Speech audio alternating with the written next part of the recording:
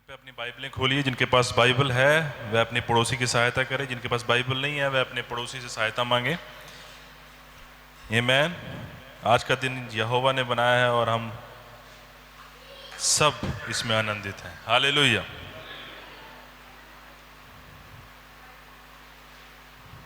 So today आज हम सीखेंगे सबमिशन के बारे में, अधीनता के बारे में। आमीन। मेरी प्रार्थना है कि आज हम परमेश्वर की विजडम को समझें। आमीन। मेरी प्रार्थना है कि होली स्पिरिट, जबकि हम कमजोर हैं, हमारी सहायता करे ताकि हम परमेश्वर की बुद्धि को समझ सकें। आमीन। तो मेरे साथ खोलिए इब्रानियों 13 अध्याय, इब्रानियों 13 अध्याय, इब्रानियों 13 अध्याय 17 आयत। इससे पहले कि मैं शुरू करूं, मैं आपको कुछ बातें बताऊंगा, कुछ पॉइंट बताऊंगा। सबमिशन जो है, जो अधीनता है, वह टफ है। आमीन। सबमिशन, अधीनता आसान नहीं है। एक बात अपने जहन में डाल ली, सबमिशन जो अधीनता है वह आसान नहीं है। क्यों? क्योंकि हम सबके पास मुक्त इच्छा है। आप उस मुक्त इच्छा का प्रयोग कर सकते हैं सबमिशन से बाहर जाने के लिए। आमीन। आप सबके पास मुक्त इच्छा है और वह मुक्त इच्छा के द्वारा आप सबमिट हो भी सकते हैं और आप सबमिट नहीं भी हो सकते। आमीन। सबमिशन से आपकी आत्मिक लाइफ अच्छी नहीं हो जाती, सबमिशन से आपकी आत्मिक लाइफ शुरू होती है। आमीन।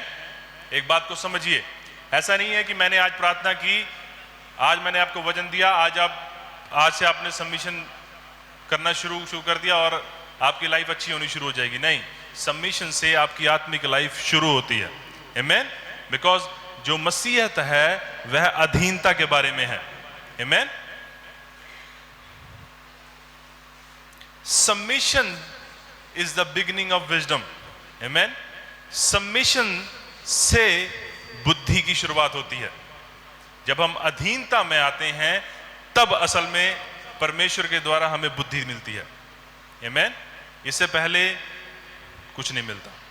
जब हम सबमिट करते हैं अपने आप को तब हमें बुद्धि मिलती है। आइए हम पढ़ते हैं 13 अध्याय 17 आयत। अपने अगुओं की आज्ञा मानो और उनके अधीन रहो। आमीन। दो चीजें हैं, अपने अगुओं की आज्ञा मानो और उनके अधीन रहें। आमीन। कई बार अपने अगुओं की आज्ञा तो मान सकते हैं लेकिन आप उनके अधीन नहीं हैं। मेरी बात को समझिए, अधीनता इज सबमिशन, और जो सबमिशन है, जो अधीनता है, वह आपके हार्ट कंडीशन से जुड़ी हुई है। सबमिशन जो है, जो अधीनता है, वह आपके हृदय का एक पोस्चर है, एक कंडीशन है। हो सकता है आपके पास्टर ने आपको कुछ कहा है लेकिन आप इच्छुक नहीं है उस बात को करने के लिए, उस दशा में आप सबमिट नहीं है। हो सकता है कि आप वह काम कर दें लेकिन आपने वह काम सबमिशन के साथ नहीं किया है। क्यों? क्योंकि आपने वह काम कुड़कुड़ाए हुए हृदय से, गुस्से वाले हृदय से, अनिच्छा के साथ, अपनी विलिंगनेस के परे जाकर आपने वो काम किया है। आप ओबीडियंट तो हैं लेकिन आप इच्छुक नहीं है, आप सबमिट नहीं है। आपका हृदय जो है वह सबमिट नहीं हो रखा। आमीन। आपका हृदय जो है वह अधीन नहीं है। आमीन। जो अधीनता है, मेरी बात को याद रखिए, जब आप किसी पर्सन के अधीन होते हैं, अगर आप चेक करना चाहते हैं अपने हार्ट को, जब आप किसी पर्सन के अधीन होते हैं तब आपका उस पर्सन के लिए आपके हृदय में प्रेम होता है और आदर होता है उसकी हर एक आज्ञा के लिए। मेरी बात को सुनिए, समझिए। जब आप किसी व्यक्ति के अधीन होते हैं तब उस व्यक्ति की हर एक जो वो आपको आज्ञा देता है, उस आज्ञा के लिए आपके हृदय में प्रेम होता है और आदर होता है। आमीन। मेरे साथ एक और वचन खोलिए, इशाया की पुस्तक 1 अध्याय 1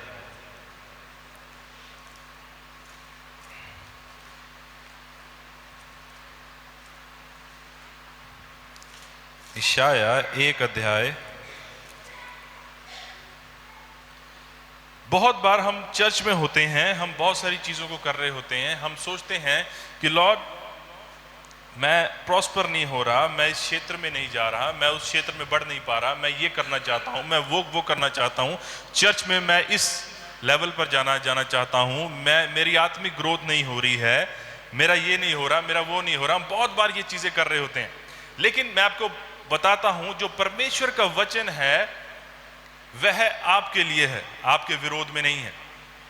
मेरी बात को समझिए, परमेश्वर का वचन आपके लिए है, आपके फायदे के लिए है, आपके विरोध के लिए नहीं है। वह आपको प्रोटेक्ट करने के लिए है, आपको डिस्ट्रॉय करने के लिए नहीं है। जब हम कोई सामान लेते हैं, फॉर एग्जांपल आपने ये फोन लिया है, फोन के ऊपर कुछ लॉज दिए गए हैं कि इसको पानी में मत फेंकना, बाहर मत करना, ऐसे मत करना, वैसे नहीं करना। वो चीजें फोन को प्रोटेक्ट करने के लिए है, फोन को डिस्ट्रॉय करने के लिए नहीं है। परमेश्वर का वचन आपको दिया गया है आपको प्रोटेक्ट करने के लिए, आमीन, ताकि आप समझें। आप बहुत बार अपने जीवन को नहीं समझते, हम बहुत बार, हम जो मनुष्य हैं, हम एज ए मनुष्य हम अपने आप को नहीं समझ पाते, लेकिन परमेश्वर जानता है हमारे लिए क्या भला है और क्या बुरा है। तो अगर उसने अपने वेज, अपने लॉज दिए हैं तो वो हमारे फायदे के लिए हैं, हमारे नुकसान के लिए नहीं है। हालेलुया। अगर शराबी को हम कहें ये शराब तेरे नुकसान की है, तो वो कहेगा नहीं, मुझे मजा आता। वही हाल कभी कभी हमारा हो जाता है।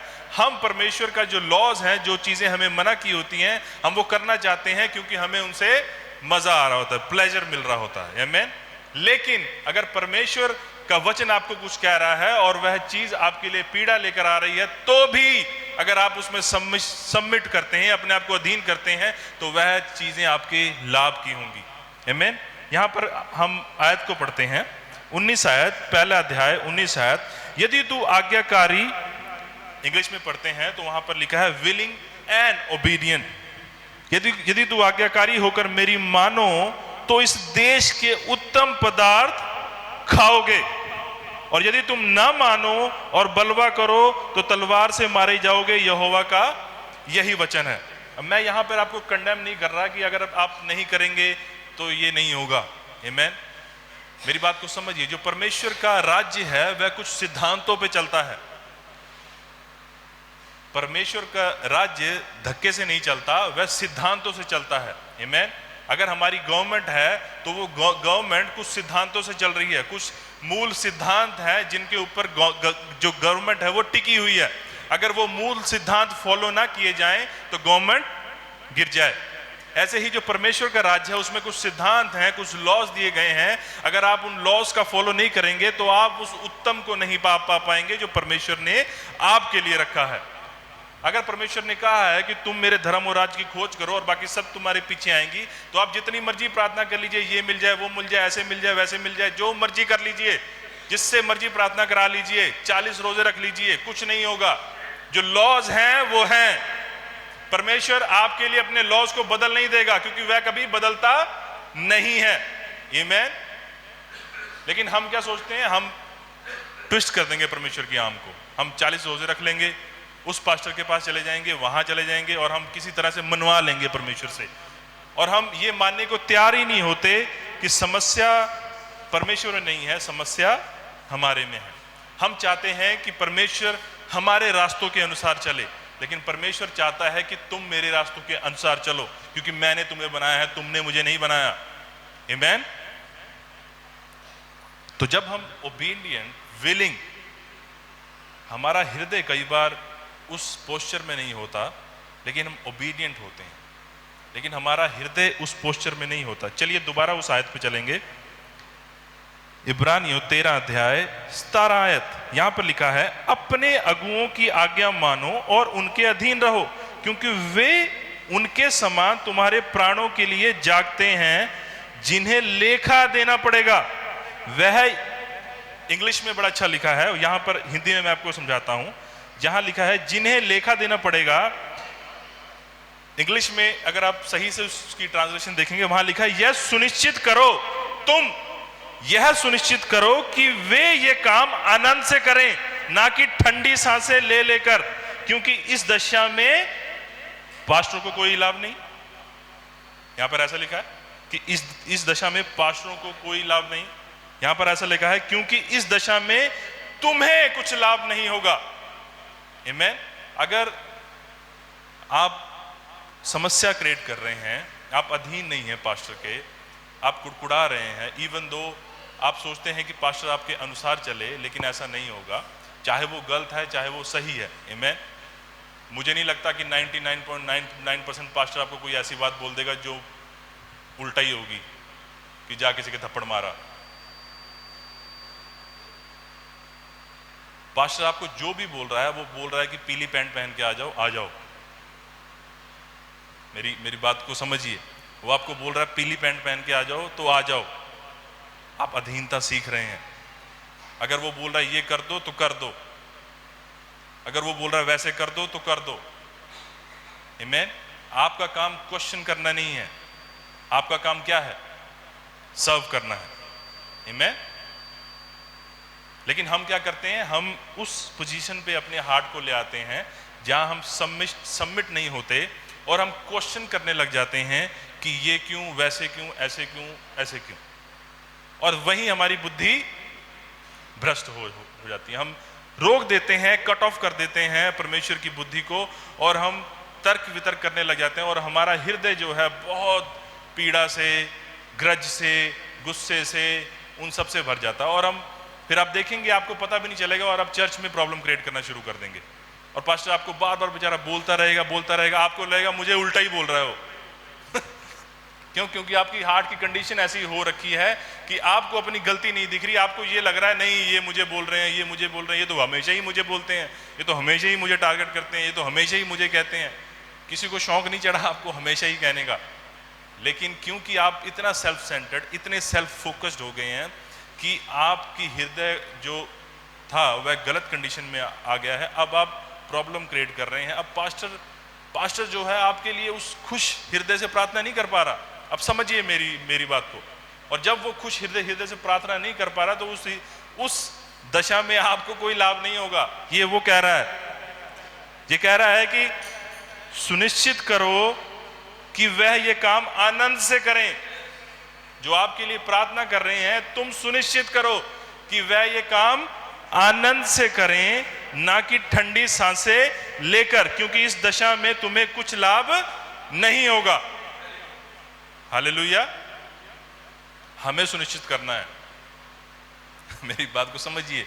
हमें सुनिश्चित करना है कि पास्टर जी काम हो, पीस में हो, खुश मिजाज हो हमारे प्रति खासकर, ताकि आपके लिए अच्छी प्रार्थना हो। समस्या पता क्या है? हमारे पास बाइबल है, हम प्रार्थना करने लग जाते हैं, प्रार्थना कर सकते हैं, परमेश्वर ने हमें अनुग्रह प्रेम दिया है, तो हम सोचते हैं डायरेक्ट कनेक्शन, कि हमारा डायरेक्ट कनेक्शन है परमेश्वर से, पास्टर की कोई जरूरत नहीं है। यह समस्या है। लेकिन मैं आपको बताऊं, परमेश्वर का राज्य कोई गवर्नमेंट ऐसी नहीं है जिसको कोई लॉज नहीं है, बस जैसे मर्जी चलाते रहो। परमेश्वर का राज्य कुछ सिद्धांतों पे चलता है। आमीन। जब यीशु मसीह पृथ्वी पर आए, मैं आपको बताता हूं सबमिशन के बारे में। जब यीशु मसीह पृथ्वी पर आए, ही हिमसेल्फ वाज गॉड। आमीन। वह शरीर में थे और वह खुद परमेश्वर थे। आमीन। वह पृथ्वी पर आए और उन्होंने ऐसे नहीं किया आओ मैं अपने आप को बपतिस्मा दे दूं और मैं मिनिस्ट्री शुरू कर दूं। समझिए मेरी बात को। वह यूहन्ना के पास गए कि तू मुझे बपतिस्मा दे, और इवन दो यूहन्ना कह रहा है मुझे तो तेरे हाथ से लेना चाहिए, वो कहता है नहीं, धार्मिकता को इसी रीति से पूरा होने दे। He submit himself to John. He submitted himself to John, even though he has authority, he has power, he has everything, but he submitted himself to John in order to fulfill God's will. Amen. परमेश्वर का जो सिद्धांत हैं, जो laws हैं, उसको सही क्रम में रखने के लिए उन्होंने ऐसा नहीं किया कि मैं ही परमेश्वर हूं, मैं तो कुछ भी कर सकता हूं। नहीं, उन्होंने कहा कि परमेश्वर ने जो सिद्धांत रखे हैं उसको परमेश्वर खुद भी नहीं तोड़ सकते, क्योंकि अगर वो खुद तोड़ दें तो वो परमेश्वर नहीं है। उन्होंने कुछ सिद्धांत बनाए हैं पृथ्वी पर चर्च को सही रखने के लिए कुछ सिद्धांत बनाए हैं, तो वो सिद्धांतों के अनुसार ही हमें चलना है। आमीन। जब लीडर ठहराए हैं तो कुछ चीजें आपको लीडर के अधीन ही मिलेंगी। आमीन। आप डायरेक्ट नहीं परमेश्वर से कह सकते मैं डायरेक्ट ही कह दूंगा, छोड़ो, पर पास्टर तो सुनता नहीं है, मैं डायरेक्ट कह दूंगा। नहीं, हालेलुया। आप डायरेक्ट कोई कनेक्शन नहीं बना सकते। परमेश्वर आपसे कनेक्शन पास्टर के थ्रू ही बनाएगा। I have learn these things. और सच में ये चीजें मैंने सीखी हैं। हालेलुया। जब आप उस हृदय में होते हैं जहां आपका हृदय कुड़कुड़ा रहा होता है, तब आप बिल्कुल रिसीव नहीं कर पाते, बिल्कुल भी। पास्टर तो ठीक है, आप रिसीव ही नहीं कर पा रहे। आपको ना वचन समझ में आएगा, आपको ना चर्च में कुछ पता लगेगा, आप ना प्रार्थना कर पाएंगे, आपकी प्रार्थनाएं भी गलत होंगी, क्योंकि आपकी प्रार्थनाएं सेल्फ सेंटर्ड हो जाएंगी सारी। आप बिल्कुल सी फोकस्ड हो जाएंगे अपने आप के ऊपर। पहला इतिहास 28 अध्याय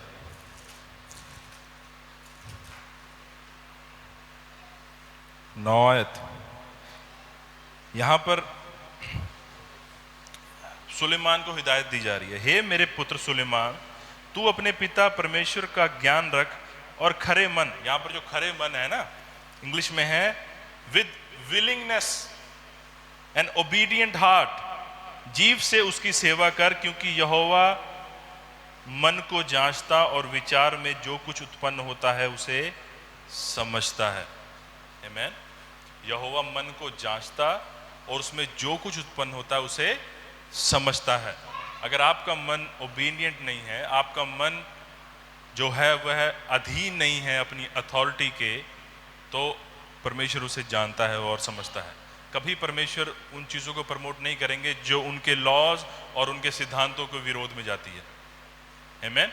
आप चाहे सही भी हो, मेरी बात को समझिए, आप चाहे सही भी हो, तब भी परमेश्वर आपको डायरेक्ट नहीं कर देंगे, क्योंकि फिर तो उन्होंने अपना ही सिद्धांत तोड़ दिया।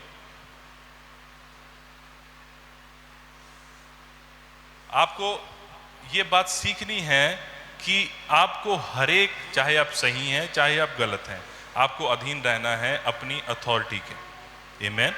आपकी अथॉरिटी आपको कुछ ऐसा नहीं कह रही है, कोई एंटी क्राइस्ट कहने को नहीं कह रही है कि कुछ एंटी क्राइस्ट एक्टिविटीज करनी शुरू कर दो। आपको लग रहा होगा कि ये चीज ऐसी होनी चाहिए, लेकिन आप, हो सकता है कि आप जो वे बता रहे हैं वह सही हो। आमीन। कि इसको ऐसे करो तो जल्दी हो जाएगा, लेकिन वो कह रहे हैं इसको ऐसे करो। समझिए मेरी बात को। आपकी अथॉरिटी कह रही है इसको ऐसे करो, लेकिन आपके पास अच्छा आइडिया है, आप कह रहे हैं इसको ऐसे करो तो जल्दी होगा, पैसा भी बच जाएगा। लेकिन अगर आपकी अथॉरिटी कह रही है वैसा करो तो वैसे कर दो। आमीन। आप अपने आप को वहां सही बना के आप कहेंगे ओ मैं तो सही हूं, मैंने तो अच्छा आइडिया दिया था, इनका दिमाग ही नहीं काम करता। ये है, आपने अपने हार्ट को गलत पोजीशन पे रख लिया। आपको नहीं पता वैसे करने से क्या चीजें होंगी, आपको नहीं पता, आपको नहीं पता वैसे करने से क्या चीजें होंगी, परमेश्वर उसमें से क्या उत्पन्न करेगा, आपको नहीं पता। तो बजाय हम अपना दिमाग लगाएं, हम सबमिट करें अगर परमेश्वर को, उसकी अथॉरिटी को, तो आप अपने जीवन में फलवंत होता हुआ देखेंगे, अपने परिवार को और अपने आप को। आमीन।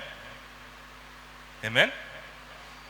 वचन कहता है, मैं आपको एक कंक्लूजन पे जा रहा हूं, मैं छोटा सा करके खत्म करूंगा, पॉइंट बहुत है लेकिन मैं इतना कवर नहीं करूंगा। वचन कहता है कि यीशु मसीह ने सीखा, क्या सीखा? अधीन रहना है। मैं चलिए एक वचन खोलेंगे,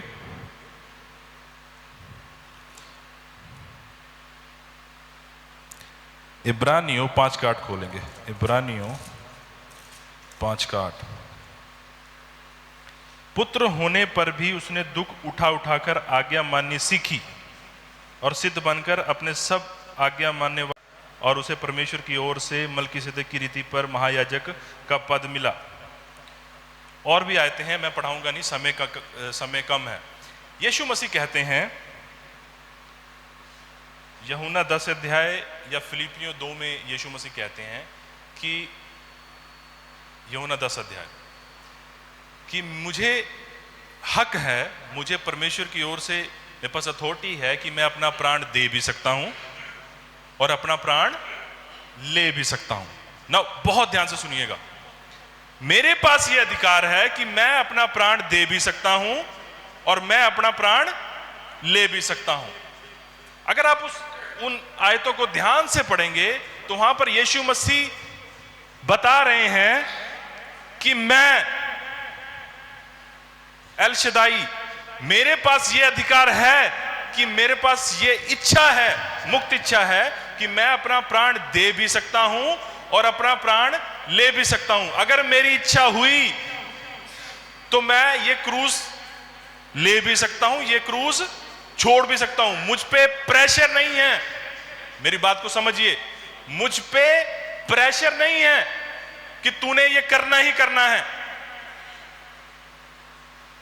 समझिए बात को, मुझ पे प्रेशर नहीं है कि तूने ये करना ही करना है। मैं ये प्राण दे भी सकता हूं और ये प्राण ले भी सकता हूं। ये आज्ञा मुझे मेरे पिता से मिली है। मेरी बात को समझिए, बहुत इंपॉर्टेंट पॉइंट है यहां पर। लेकिन जब उसके पास ये मुक्त इच्छा थी, जब उसके पास पावर थी, जब उसके पास अथॉरिटी थी, जब उसके पास बहुत सारी बातें करने को भी थी जैसे हम कर लेते हैं बहुत पीछे से, लेकिन तब उसने उसमें भी अपनी इच्छा को मार कर यह चुना कि मैं अपना प्राण इनके लिए दूं। आमीन। प्रेम इस बात में नहीं है कि आप उसके बिना जी नहीं सकते। प्रेम इस बात में है कि मैं जी सकता हूं पर मैं जीऊंगा नहीं। अगर आप ऑक्सीजन पर जीते हैं और आप ये बोलें कि मैं ऑक्सीजन के बिना जी नहीं सकता, तो यह आपकी मुक्त इच्छा नहीं है, आप डिपेंड हैं ऑक्सीजन पर।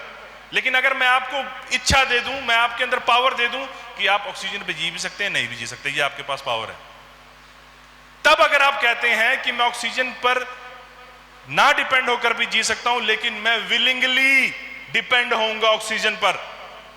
समझ रहे हैं आप? आपके पास वह समय होगा, वह चीजें होंगी जब आपके पास मुक्त इच्छा होगी कि मैं विरोध में हो जाऊं, मैं कुड़कुड़ाने लग जाऊं, मैं ऐसे कर लूं, मैं वैसे कर लूं। लेकिन जब आप विलिंगली ये चूज करते हैं कि नहीं, मैं सबमिट करूंगा, इवन दो मुझे अच्छा नहीं लग रहा, इवन दो मुझे समझ में नहीं आ रहा, इवन दो मुझे चीजें विरोध में लग रही हैं, लेकिन मैं सबमिट करूंगा अथॉरिटी को, तब वहां पर आप देखेंगे कि परमेश्वर आपको बहुत ऊंचे पर रखेगा। आमीन, आमीन। यही मसीह ने किया। उसके पास पावर थी, अथॉरिटी थी, सब कुछ थी, लेकिन उसने चूज किया कि पिता मेरी नहीं तेरी इच्छा पूरी हो। आमीन। अगर कई बार हम कहते हैं परमेश्वर हम तेरे बिना जी नहीं सकते, मर जाएंगे, वो आप किस लिए कह रहे हैं कि आप मर जाएंगे? इसलिए